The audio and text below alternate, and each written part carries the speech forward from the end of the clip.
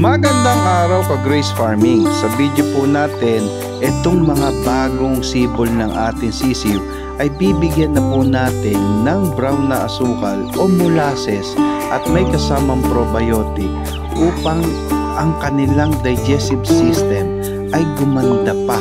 Hanggang sa kanilang paglaki ay dadalhin nila ito at ang epekto nito ay napakaganda para sa kanilang katawan.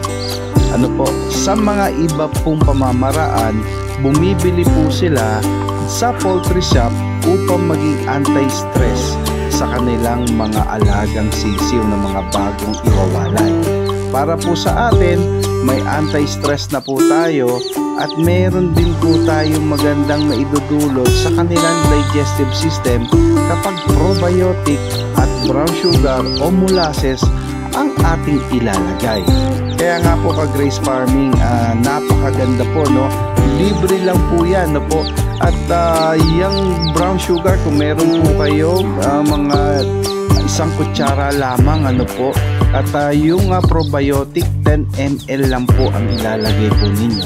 At ang ginagawa po natin, mga 3 beses po natin inululubog ang kanilang bibig upang turuan din silang uminom, at ang unang papasok sa sistema ng katawan nila ay yung good bacteria o yung probiotic, po. Kaya napakaganda po ka Grace Farming para sa kanila.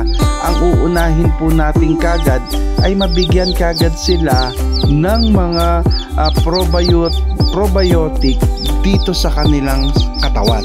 Kaya ka Grace Farming, maganda po, no, na merong tayong ganitong sistema sa una nilang buhay, po, na mabigyan kagad natin sila ng ganitong pamamaraan. Kaya ka Grace Farming, maraming salamat po at marami pa po tayong video na ating tatalakayin para sa mga munting kaalaman lamang po dito sa ating Grace Farming.